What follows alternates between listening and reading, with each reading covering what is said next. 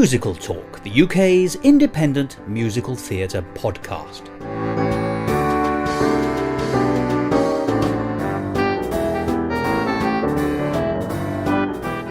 Hello, and welcome to another edition of MusicalTalk.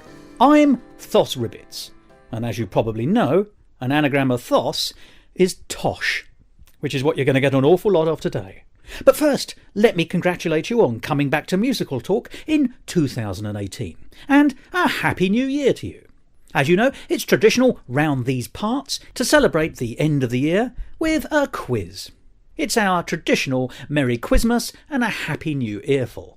It's just a bit of fun, but here's what you're going to get. You'll have a chance to hear a number of songs that we played on MusicalTalk over the course of 2017, and that will give you thinking time for some of the questions which I've compiled for this year's quiz. Now, all the questions relate to musical theatre in some way, although one or two are a little bit oblique, and I hope one or two will be really easy. So, something for everyone.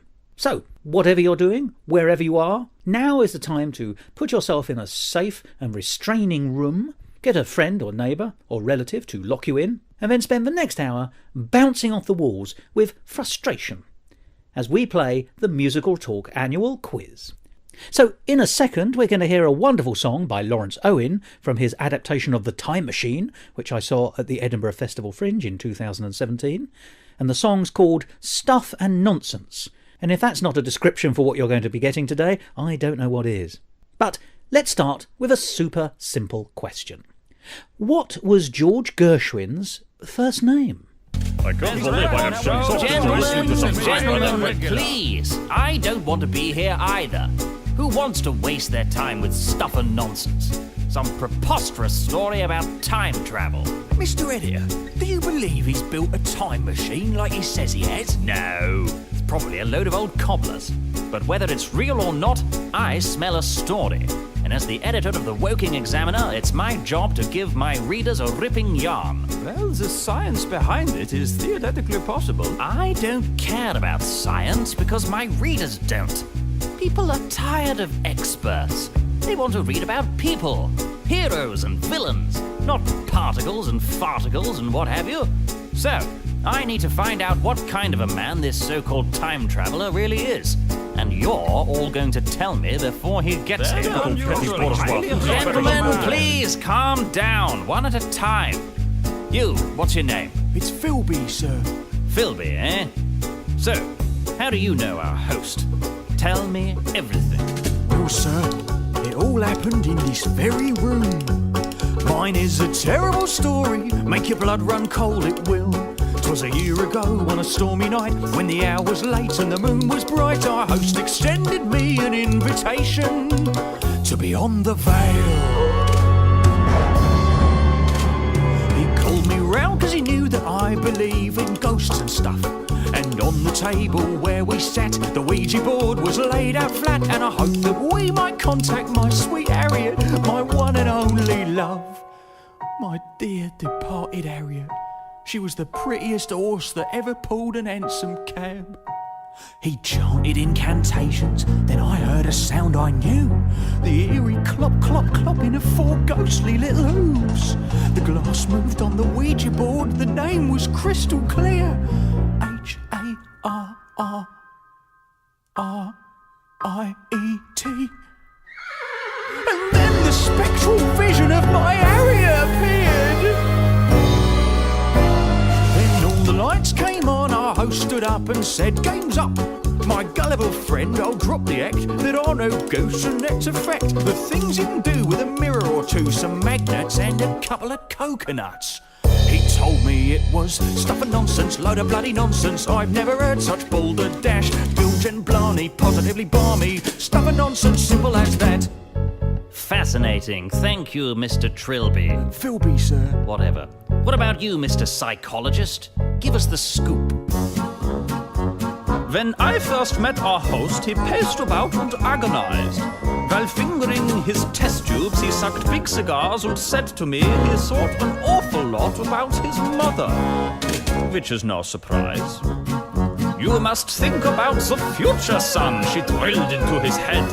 "She pushed him to prepare himself till he could think of nothing else. He said, I'm tired of waiting for the future, so I'll travel there instead. Very literal man, it would seem. I tried to tell him that her words were purely metaphorical, but still he seemed to treat her like some kind of Delphic oracle. I said, I don't believe your mother means for you to build an actual time machine. But he said that was stuff and nonsense, lot of bloody nonsense. I've never heard such balderdash. Bilge und Plane, positively balmy. Stuff and nonsense, simple as that. Wonderful. I'm really starting to get a picture of the man. What about you, Mr. Communist? What do you think? I will tell you what I think. If he has built a time machine, then I will eat my hat. His motives are quite clear to me, for he is petty bourgeoisie. He wants to use this fiction to take power from the proletariat. He'll say that in the future all the markets will be free. He'll say the left will go berserk, that communism will not work. He wants to keep means of production in the hands of bourgeoisie elite. He'll say that he was guided by his conscience, but that is, how you say? Stuff and nonsense? Exactly, stuff and nonsense, lot of bloody nonsense. I've never heard such balderdash. Bilge und Plane, positively barmy. Stuff and nonsense, simple as that. I have it! A sensational portrait of this so-called time traveler. He's a cruel and evil, most deceitful man who likes to frighten people, health professionals, uncovered weird obsessions with his mother, mercenary and avaricious, highly queer and quite suspicious, practicer of mischief most obscene. And he says he's built a time machine. Wonderful. That was Stuff and Nonsense from The Time Machine, an adaptation of H.G. Wells' story by Lawrence Owen, and he was doing all the voices. He is an amazing man. And the question was, what was George Gershwin's first name? Well, it is of course a trick question. His first name was Jacob. It wasn't George. None of his names were George. But although he was never actually named George, he was always called that by the family from his earliest days. And of course it is how he's been handed down to posterity. Well, talking of not quite being yourself, Julia Foster played Anne in the 1967 film version of Half a Sixpence opposite Tommy Steele. But who was her vocal double on the recording? And if you're not yet boasting about the ghosting, you've got a couple of minutes to think about it whilst we listen to another song. This is The Song of Grinding Poverty from The One Good Soul by Lawrence T. Stannard, and I should just warn you that it does contain some explicit language.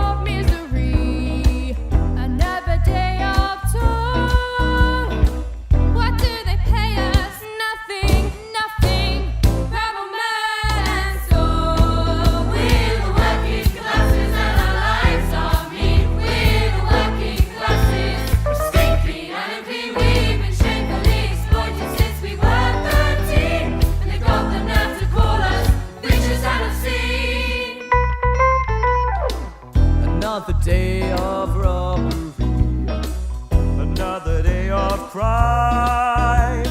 Who do we steal from the rich? Those sleazy, greasy swine. No, they're too well protected, we'll end up getting mixed. We steal from our neighbors, cause they got no lots to pick. Step into the rat shit streets of Sichuan. There's no goodness here, so we just do what we can. You see, the people here, they're living in fear, trying to get out. But deadlines are near, and bosses they leer. Nothing to do but shout for a better day, a bright day, something that's worth the cost of the way we are living, the shit we are given, and everything we have lost. Our love, our life, our hair, our care for anything good and bright. Our money, our home, everything that we own, a God that's truthful and right. Screw these gods! They just degrade us. They patronize us and don't aid us. They're omniscient and omnipotent, and yet they refuse to save us. They've come to find their special one. Well, so exert all you can, cause they'll never find one good person. Insert wham!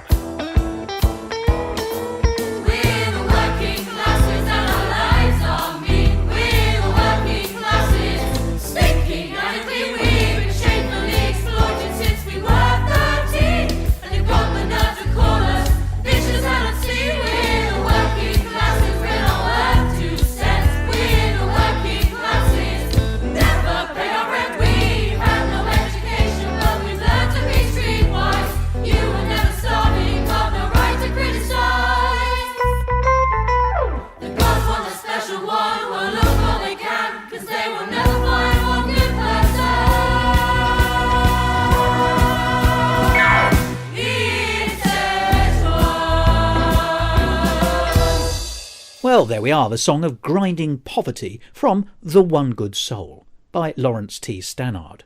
And the question was, who was the vocal double on the recording of the soundtrack of the 1967 film Half a Sixpence, doubling up for Julia Foster?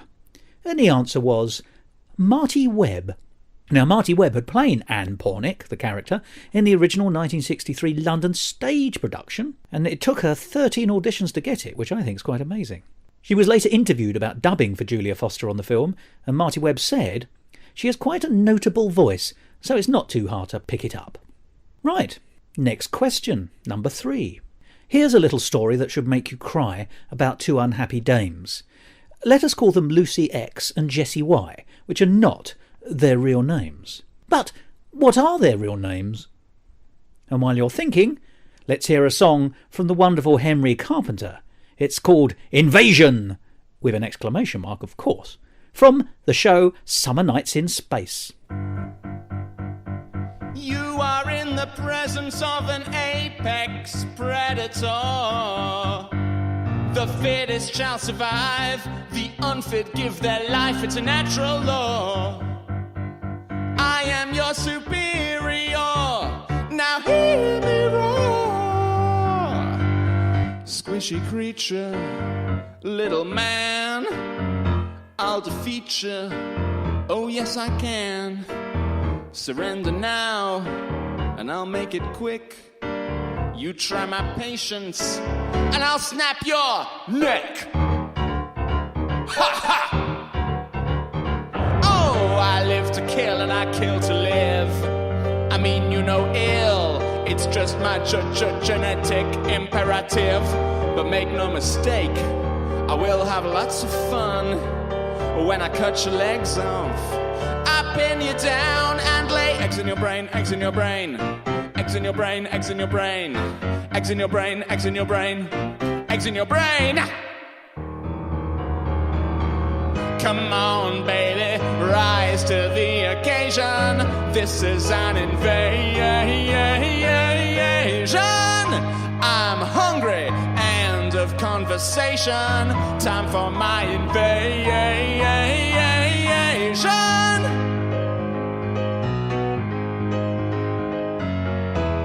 Invasion.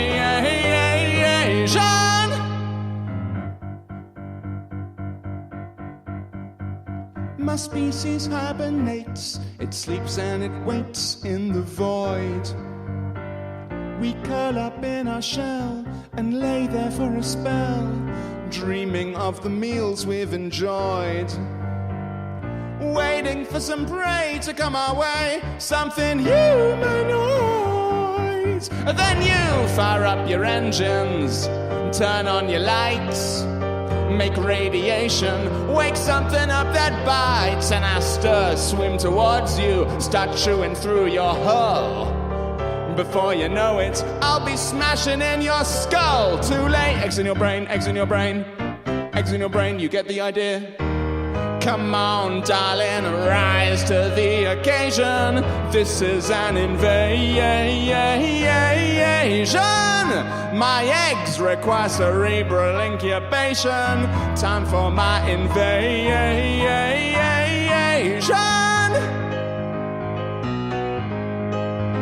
You know, you people kinda have it coming. The way you build space stations. It's almost like you want me running through your ventilation. Why is there always so much ventilation?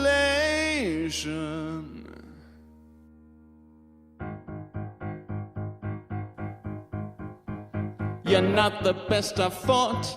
You're scrawny and you're short. I'm gonna need some more satiation. So if you want to survive, get behind that wheel and drive.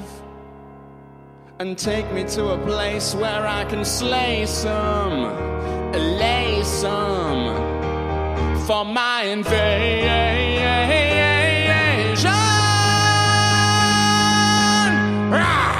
A song there from Summer Nights in Space by Henry Carpenter called Invasion.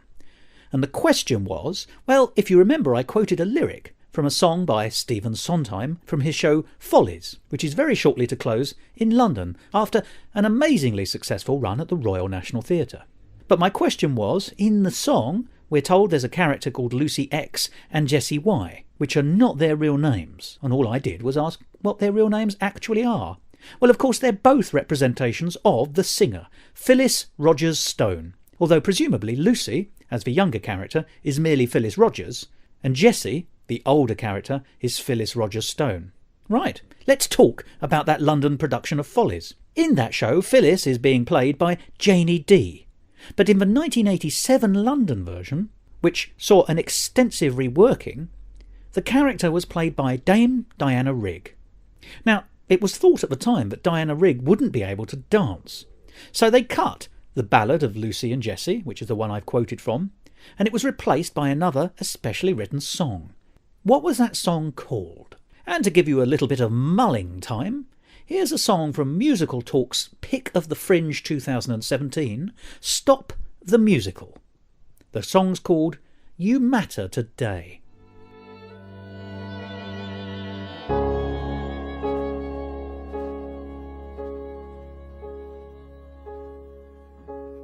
Our families aren't broken. We descend from kings and queens. Black mothers aren't just mothers and don't live in extremes.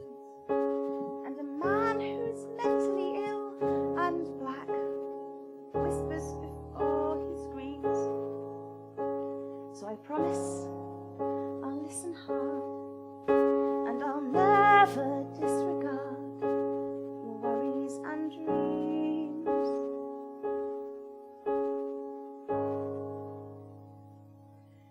You matter today.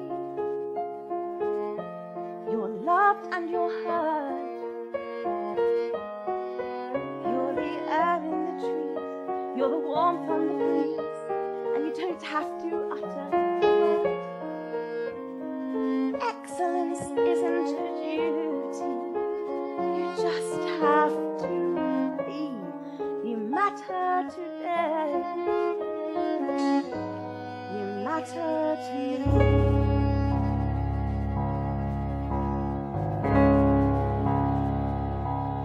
Our daughter will find her place on a planet that undervalues her and the colour of her face. She'll learn that on this planet that colour is called her race. As she listens and observes, she'll ask if she deserves to be taking up space. But her mother and father will always be there to say, you matter to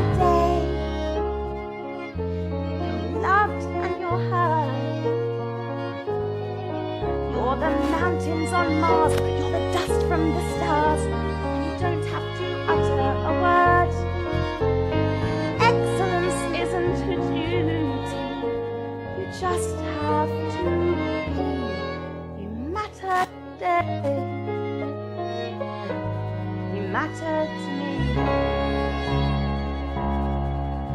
When we bury our brothers and sons, and our sisters can't come up for air, we look at our fellow humans, and nobody seems to care.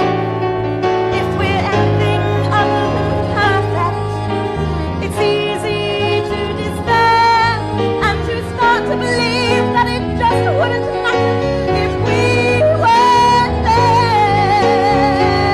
I matter today. I make a choice to rejoice in the fact that I'm breathing and raise my voice and say we matter today. If we love, then we're free. We're the distant horizon, the blues of the skies, and gravity. Excellence isn't a duty. We just have to be.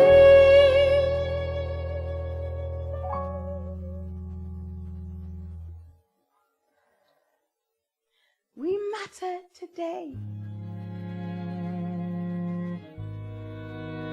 We're family.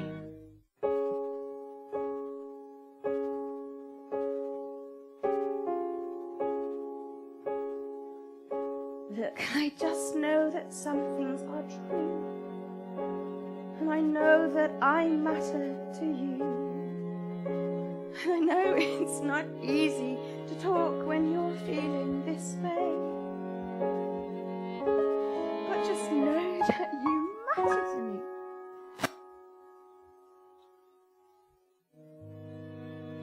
You matter today.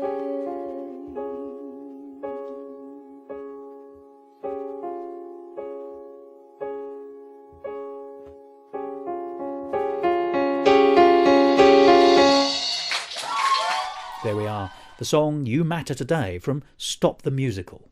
And we'll be hearing another song from that marvellous show later in the programme. But my question was, what was the name of the specially written song for Diana Rigg from the 1987 production of Follies in London, which replaced The Ballad of Lucy and Jessie? It was called Ah, But Underneath. And, if truth be told, I think it's the better song. But get this, The Ballad of Lucy and Jessie was itself a replacement for an even earlier song, which was allegedly cut by Michael Bennett during the period of the original development of the show Follies. What was that earlier number called? It wasn't sung by Petula Clark, but that is a clue. Now, whilst you're thinking of the name of that number, let's have a song called Numbers. It's from the Quentin Dentin Show, one of my favourite recent shows. And we'll be having more news of that in 2018, so carry on listening to Musical Talk for more exclusive updates on that. But to remind you of 2017, I had a marvellous in-depth discussion with the composer of that show and of that song Numbers, where we went through a series of versions of that particular song throughout all the stages of its development. It was an insightful conversation, and one of my favourites of the year. And so, whilst you're thinking of that original song from Follies, let's hear an earlier version of Numbers. Numbers, numbers, numbers tell me everything I ever need to know. Numbers can be high, and they are the best numbers. Other numbers up, other numbers down, 'cause numbers make the world go round. Other numbers up, other numbers down, 'cause numbers make the world go round. What's your favourite number? Is it 5? Is it 5? What's your favourite thing about being alive? Is it poetry or piety or aiding your society? If you don't like ambiguity, can't tell ugliness from beauty, take my hand, learn where you stand, 'cause numbers make the world go round. Come on everybody and buckle your pants, time to do the number dance.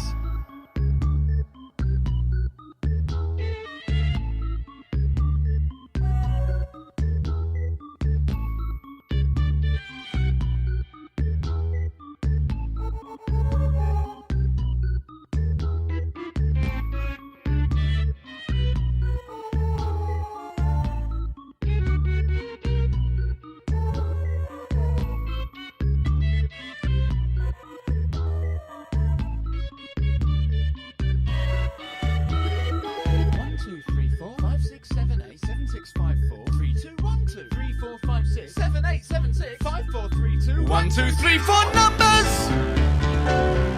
How much have I still to prove? Woo! Numbers, they dictate my every move. Music is only numbers making sound, 'cause numbers make the world go round.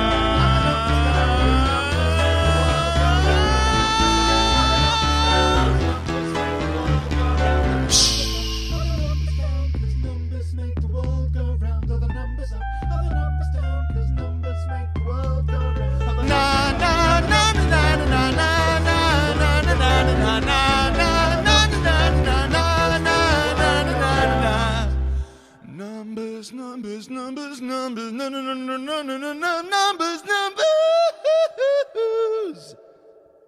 numbers. Yeah. Henry Carpenter's Numbers, in an earlier variation from the one you would have seen in London in 2017. And my question was, what song was later replaced by The Ballad of Lucy and Jessie in Follies, which in turn was later replaced by Ah But Underneath? Well, the song was called Uptown, Downtown. You might know it, because it has been recorded a few times, and it starts with the lyric, "Now this is the tale of the dame known as Harriet." And later she's referred to as hyphenated Harriet, the nouveau from New Rochelle. And it concludes with, "She's two of the most miserable girls in town."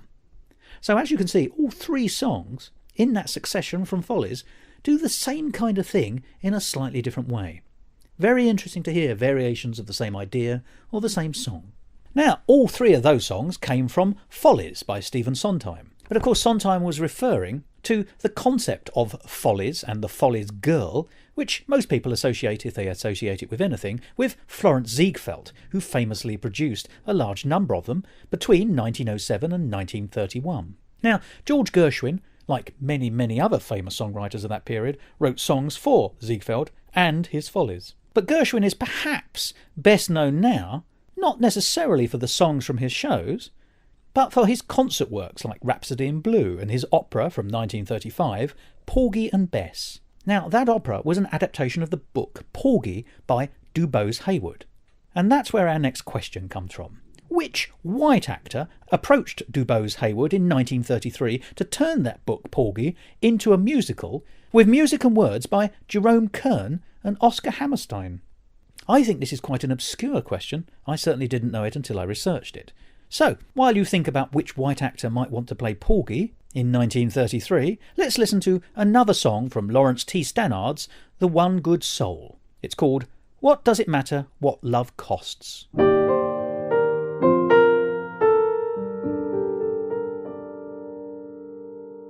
What does it matter what love costs? Why does the world think all lovers are lost? Can't I be happy and good?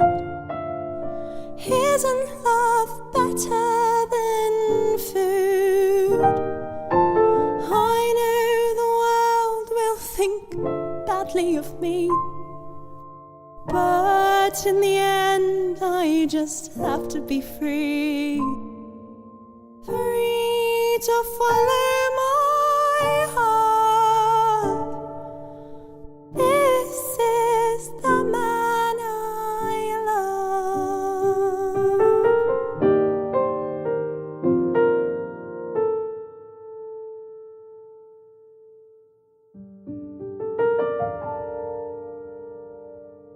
What Does It Matter What Love Costs? From The One Good Soul by Lawrence T. Stannard. And my question, which white actor in 1933 wanted to turn Porgy into a musical with words and music by Jerome Kern and Oscar Hammerstein, which, if it had gone ahead, would probably have stopped Gershwin's masterful Porgy and Bess ever happening? And the answer is, unbelievably, Al Jolson. Can you imagine Al Jolson playing Porgy? It doesn't bear thinking about. And yet, At the time, Dubose Hayward was in sore need of money, so he was quite tempted to go with it, but thankfully for everyone, and certainly for musical theatre history, the project fell through, and so Hayward could develop the show with George Gershwin to give us the masterpiece we know today. So, talking of masterpieces, let's have a question about a show which is undoubtedly not one. It's Mel Brooks's 2007 musical Young Frankenstein, or Frankenstein if you prefer, which of course opened in London's West End towards the end of 2017. But, and here's your question, where did the show have its British premiere? And to give you the traditional thinking time, here's a song by an old friend of Musical Talk, Michael Gordon Shapiro. From his wonderful show Super Sidekick, here's the song The Final Encounter. Once upon a time, there comes a time when the hourglass starts running out of sand. As the villains start approaching victory and almost seem to have the upper hand. Listen hard, you'll hear the distant battle call and the ever louder pounding of the drums. All the signs are pointing to, well, I guess me and you. So put your brave face on, 'cause here they come. It's the final encounter. It's the last confrontation. It's the call to get clever in a tough situation. It all comes down to this, not a moment to lose. Draw a line in the sand and ignite all the flares. Time to cash in the chips, time to call in the troops and come up with a plan that's much better than theirs. It's the end of the mission. There's no encounters after this one.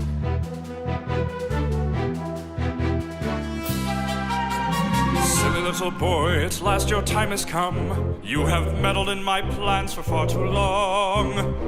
If you've come this way expecting victory, then please allow me to reveal how wrong you are. Every fable has a final chapter. Every drama has a closing act. You've had fun pretending, but I'm sorry playtime's ending. It's the grand finale, or to be exact, it's your final encounter. It's your last confrontation. It's your terminal showdown. An impending cremation. It's the end of the line. It's the part where you lose. Time to cease and desist and conclude your affairs. Tell your loved ones goodbye. Sign your name on your will. Blow us all a last kiss and pronounce any prayers and accept your position. You've no encounters after this one. There we are, The Final Encounter by Michael Gordon Shapiro from his show Super Sidekick. A talented man, a marvellous song. And what was the question? Oh yes, it was where did the British premiere of Young Frankenstein take place? Well, it wasn't London. It was the Newcastle Theatre Royal, where it ran briefly from the 26th August to the 9th of September in 2017 before transferring to London. A mere 10 years after it opened on Broadway. Right, time for a change of subject for a totally different question. Question number 8.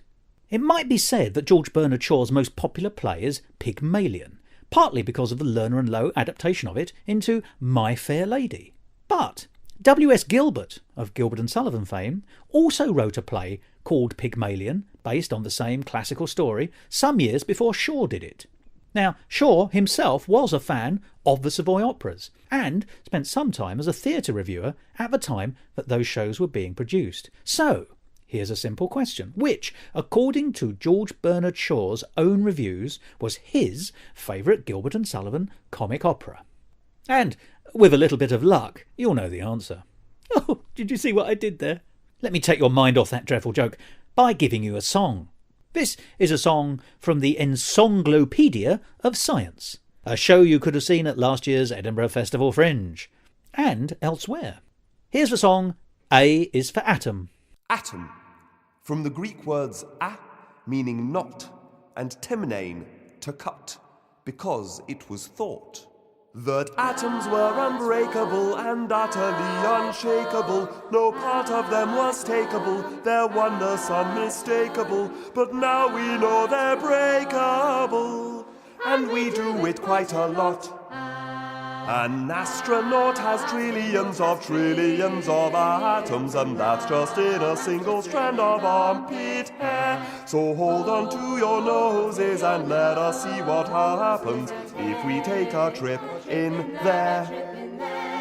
A-T-O-M, impossible to count 'cause there's so many of them.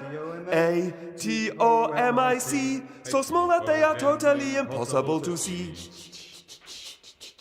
So let's dive down to the depths of the atom. It's a world so wild that it's difficult to fathom. The tiny things whizzing round the outside are electrons, 5 or 6 femtometers wide. A simple fact that you've got to embrace is that most of an atom is empty space. If an atom was as big as Westminster Cathedral, the nucleus would be a baby bee busy buzzing in the middle. A-T-O-M, impossible to count 'cause there's so many of them. A-T-O-M-I-C, so small that they are totally impossible to see. Now back to the B. That B is made of hadrons, which are protons, or neutrons, which are held together with the help of gluons. Now we're getting quite advanced for the brightest sparks, but hadrons actually consist of quarks. And of what sort of things do those quarks comprise? Well, if you can tell us that, you win the Nobel Prize. A-T-O-M, even air is literally swarming with them. A-T-O-M-G, I can't believe that there are also many, many trillions of those things in me.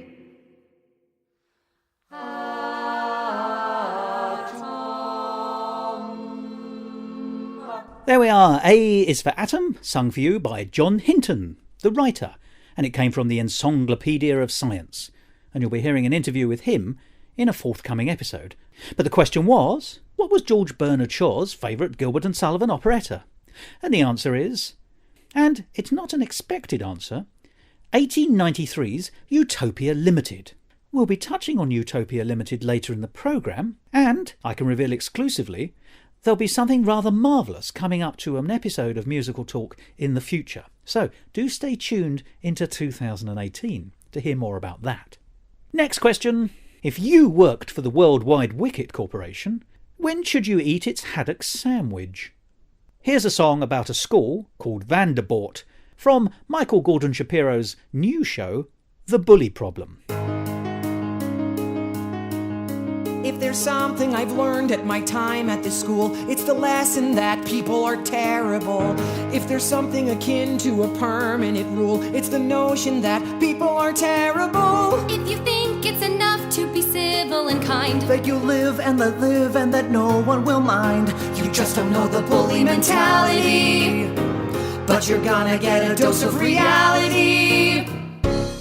If you seem to be sensitive, nerdy, or smart, be aware that you're gonna get targeted. If you're into computers or physics or art, then oh boy, are you gonna get targeted. If the things that you love aren't things that they like, then they'll wait for a moment to gang up and strike. There's nothing to do but conceal yourself. Find a hiding place and never reveal yourself. So welcome to life on the front line. Safer to stand on a landmine. Welcome to Vanderbilt Junior High. I wish I were stronger. I wish I were taller. I wish I could vanish at will or be smaller. I wish I could make myself scary or edgy. Or go to the gym without getting a wedgie. Or feel just a little less jump off a ledgy. I wish there was some other place I could be, where I wasn't afraid to simply be me, where I wasn't a loner or loser or freak, where the kids weren't mean and it wasn't so bleak, where it's safe for a geek, where there's no need to sneak. I could mess with these losers all week. Every morning I wake up and hit the alarm and pretend that I go to a better school. I would give up my phone or put lights on my arm if it meant I could go to a better school, far away from the panic and teasing and strife, and the days that they say are the best of your life.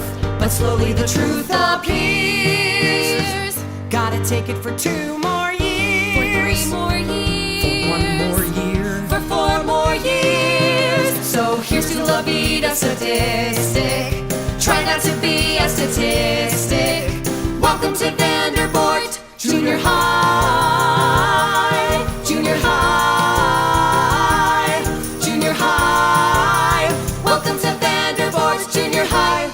There we are, Michael Gordon Shapiro's song Vanderbort from The Bully Problem. And the question was, if you worked for the Worldwide Wicket Corporation, when should you eat its haddock sandwich? Well, I hope you know. The answer is early in the week. It's a song from How to Succeed in Business Without Really Trying. And in the song The Company Way, Mr. Twimble gives some good advice about this. After a lyric where he talks about the company restaurant having the same lunch every day, he says, "Their haddock sandwich, it's delicious." To which J. Pierpont Finch says, "I must try it." To which he gets the rejoinder, "early in the week." It's notable because it's the only negative thing that Mr. Twimble, who is absolutely a company man, ever says about the company. Well, here on Musical Talk we've often had cause to lament that great American shows such as How to Succeed in Business Without Really Trying very rarely come to London in a professional production, particularly after they've done so well on Broadway. But that's not always the case. So, here's a question relating to that. What was the name of the musical show that George Gershwin wrote exclusively for the London stage? To give you a couple of minutes, here's another song from the Quentin Dentin Show. It's the eponymous theme tune from that show by Henry Carpenter, sung for you today by Luke Lane.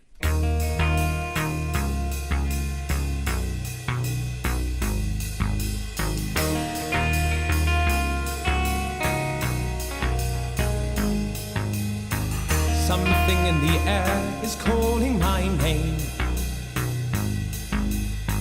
tells me to prepare a market campaign. My job, I know, perform the show.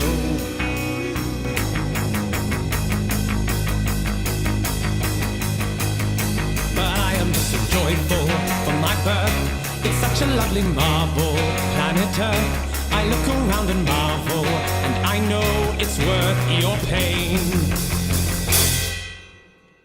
'Cause they want me in the Quentin Dentin Show. He's a shining dynamo. He rights your wrongs with helpful songs and a wholesome golden glow. The Quentin Dentin Show. They made me alive, they made me a deal. I want to survive, I want to be real. So tell them all to watch this, here I come. I'm gonna be the big guy, number one. I'm waving at the big sky, and they smile and make it so. I say what to do, the Quentin Dentin Show. He's a shining dynamo, big boots to fill, triumph of the will. It's a pill for your life, quid pro quo. The Quentin Dentin Show. I've been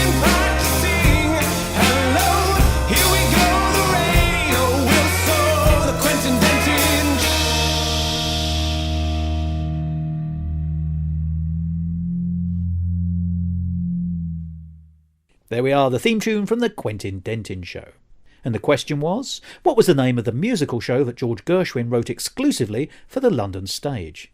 Well, it was called Primrose. Written in 1924, it was the show he wrote just before he wrote Lady Be Good and was a huge British success. But it was never produced in America. Quite the reverse direction to what we would now expect. Most of the lyrics were by a tremendously brilliant British lyricist called Desmond Carter, with some additional ones by Ira Gershwin. Its most famous songs are Boy Wanted and Naughty Baby, but it had some very good comedy songs as well. There's one called Mary Queen of Scots, where two of the characters in Primrose show themselves up by their terrible grasp of British history. And they sing, "Oh, isn't it terrible what they did to Mary Queen of Scots? Her scaffold was surrounded by a lot of Huguenots," which, as I'm sure you understand, is not pronounced that way. Later lyrics in the song include the dialogue, "Now, why do you take on this way?" To which the reply is, "I only heard of her yesterday. Poor unassuming, undernourished Mary Queen of Scots." Amazingly, there are only 2 recordings of this show as far as I'm aware. There's the original 1924 British recording, It has to be said that here in Britain we were recording shows as early as 1899 with Florodora, and it's not really something that was taken up in America until the Second World War. So very often the only record we've got of some of these great shows from the 20s and 30s are the British recordings. And the other recording was the 1987 radio version in America, because luckily the score to Primrose was found around that time in the early 1980s, and so they were able to do a professional radio production on air. But let us all hope that one day someone will think it's worth putting on in a theatre. Well, we've mentioned Gershwin once or twice already today, so I'm going to stay and carry on talking about him. For a 1960 revival of the 1926 Gershwin show OK, Ira Gershwin, the original lyricist, allowed some of the songs from Primrose to be given new lyrics by a famous British novelist and songwriter, which were then inserted into the show. So essentially, songs from Primrose were rewritten by someone and put into OK. What was the name of the new lyricist? And, as you stop and think about that, let's hear that promised second song from the MusicalTalk pick of the Edinburgh Festival Fringe 2017, Stop the Musical. And this song, an ensemble, is called How Do We Get On?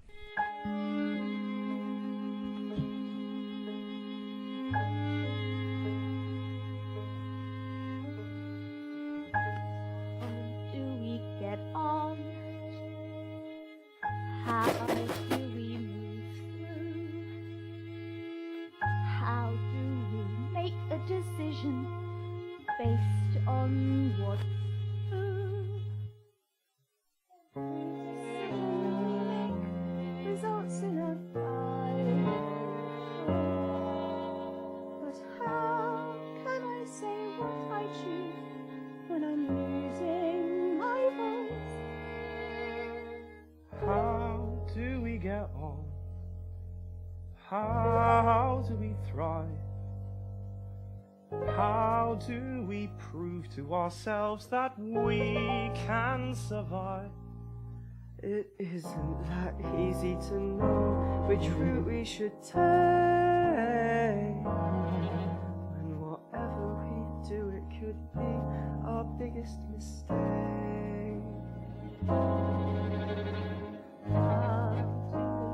How do we get on?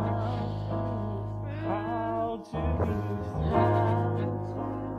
How do we make a decision based on what's true? Every decision we make results in a final choice. But how can I say what I choose when I'm losing my voice? How do we get on?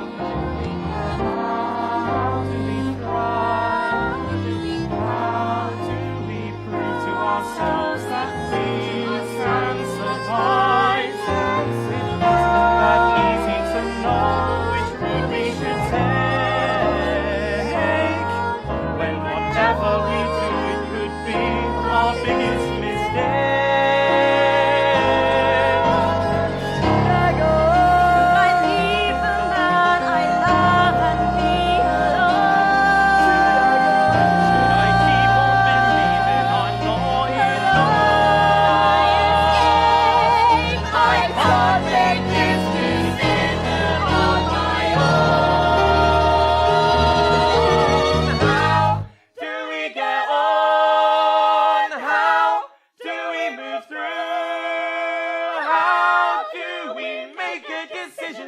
Based on what's true. Every decision we make results in a final choice. But how can I say what I choose when I'm losing my voice?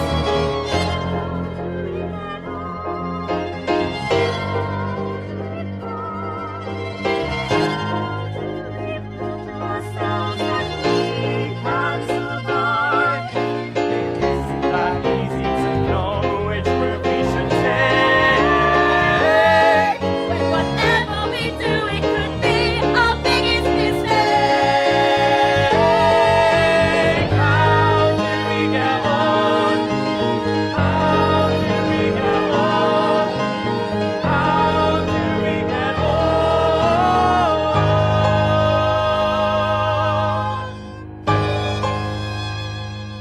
here's the answer to question 11. What was the name of the British lyricist who wrote new lyrics for some songs from Primrose, the exclusively British George Gershwin show from 1924, to be inserted into the 1960 revival of the 1926 Gershwin show OK? It sounds a lot more complicated than it is. Well, that new lyricist was Sir Pelham Grenville Woodhouse, better known to you and me as P.G. Woodhouse, who incidentally had been the person who'd co-written the book for OK in 1926. So he knew something about the show. And outside of his hilarious novels, he's best known in musical theatre terms for his lyrics to Just My Bill from Showboat, which, incidentally, was produced by Florence Ziegfeld, who we've also already mentioned today. And if you think P.G. Woodhouse is merely a footnote in the history of the American musical in the 20th century, I think you may be underestimating him. No less a person than Richard Rodgers wrote, "Before Larry Hart, only P.G. Woodhouse had made any real assault on the intelligence of a song-listening public." Praise indeed. For the revival of OK that we were talking about, he took several of the songs from Primrose, including one called When Toby Is Out of Town, and reworked it as The 20s Are Here to Stay, which is a very clever idea about people not realising their own obsolescence. Well, that last question was firmly rooted in the 20th century. So let's come up to date for our last question. Question 12. A new opera based on the film The Exterminating Angel by Spanish director Luis Buñuel, and my apologies if I pronounce his name wrongly, came to the Royal Opera House in London in April 2017. But this film, along with another film by the same director called The Discreet Charm of the Bourgeoisie, is also being developed into a musical by which Broadway legend? And to up the ante a little bit while you think of an answer to that, let's hear a song towards the end of the highly enjoyable fringe show The Murderous Philanthropist of Croydon Town. This song's called The Confrontation. I didn't do it. How preposterous, you know me and I wouldn't do it. Tell me how else could I prove to you I didn't do it? I wouldn't do it. I couldn't, I wouldn't let the name Quincy be dragged through the mud. I didn't do it. Simply laughable, I'm lovely and I wouldn't do it. Croydon's lovable philanthropist, I couldn't do it. I wouldn't do it. I shouldn't, do not listen to this evil hag and to thought. But I'm here. Blast. You see, he told you I was dead, but now I'm here. Dang. Now ask yourself why he would tell you I was dead. Gosh. I'm here instead. If he was honest, he wouldn't have strung you along. I was shocked. Blast. He thought he'd killed me, but my presence proves I'm not. Dang. Thanks to this hip flask, I will live to stop his blood. Gosh. Look at his face. Does he look like a man who has done nothing wrong? Oh, I believe her. She's vindictive and divisive, she's manipulated not only me but all of you to try and get me hated. She's fabricated her death, yes, I thought she was dead, but I know now she's not. She wants my fortune, yes, she needs an airtight alibi to murder Quincy and take my money off to Uruguay with her new lover, some drunk or other, or her brother. Now do the right thing, arrest her on the spot. I didn't do it. How preposterous, you know me and I wouldn't do it. Tell me how else could I prove to you I didn't do it? I wouldn't do it. I couldn't, I wouldn't let the name Quincy be dragged through the mud. I didn't do it. Simply laughable, I'm lovely and I wouldn't do it. Croydon's lovable philanthropist, I couldn't do it. I wouldn't do it. I shouldn't do it. Listen to this evil hag and to thought. Upon lies, upon lies, and he's piled them up so high that you just cannot see what's behind the charming man you thought you knew. I believe them in bygone days, but I found out the truth and I found out the hard way. He treats women like dirt and he kills them for sport, and he thinks it's all awfully fun. How it's awfully done.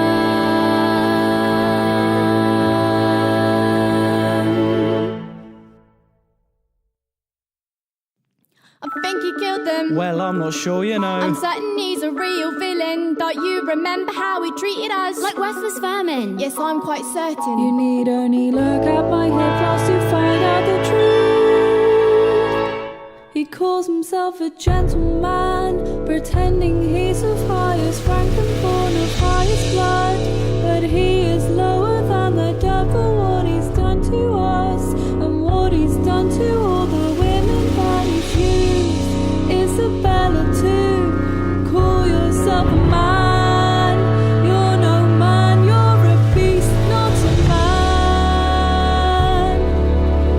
You don't get to tarnish that name, it's not yours to claim. Don't call yourself a man. I didn't do it. Yes, you did. No, I didn't. Yes, you did. No, I didn't. Yes, you did. No, I didn't. Yes, you did. He did it. He did it. He did it. He did it. He did it. He did it. He did it. He did it. He did it. There we are, the confrontation from the murderous philanthropist of Croydon Town. And the question was, which Broadway legend has a new show in development based on 2 films by the Spanish director Luis Buñuel? And the answer is, delightfully, Stephen Sondheim. Yes, ladies and gentlemen, you may or may not know, but Stephen Sondheim has confirmed that he's working on a new musical. It's already been workshopped, and a large amount of music is already written. Good news indeed. Well, that's the end of this quiz. I do hope that you've enjoyed it. It's a jolly way to start 2018. And I do hope that it's also whetted your appetite for 1 or 2 episodes of Musical Talk coming up in 2018, because we do have some very interesting and some special episodes looming. I touched on one briefly earlier when I mentioned Utopia Limited. It's the penultimate Gilbert and Sullivan from 1893, and I can tell you from my own viewing and knowledge of the piece that if there was ever a single Gilbert and Sullivan opera which had real resonance with the 21st century, and in particular the British political scene, then it is Utopia Limited. And you will have a chance to judge for yourself later in 2018. I'm not going to tell you any more about that now, except to say, here, exclusively for Musical Talk, is an unmixed demo track of an instrumental piece of music from Utopia Limited, and more on that recording later in the year. But for the time being, it's my pleasure to say thank you for listening to this episode of Musical Talk. I look forward to talking to you again in the future. So, it now falls to me, for the first time in 2018, to say to you goodbye. And here I go. Goodbye.